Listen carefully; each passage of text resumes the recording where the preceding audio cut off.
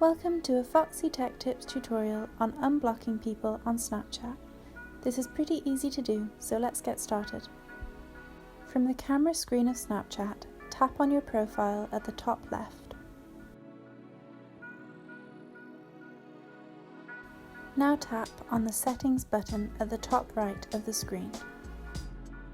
Now scroll all the way down to the bottom of the page until you see the Account Actions category, and then tap on Blocked.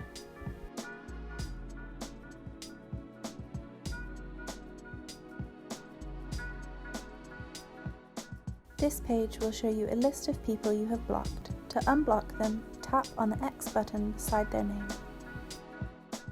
Once you have done that, you will be able to contact each other again and view each other's stories and everything else. And that draws an end to this tutorial. Please like the video if you found it helpful and subscribe to Foxy Tech Tips for more Snapchat tutorials.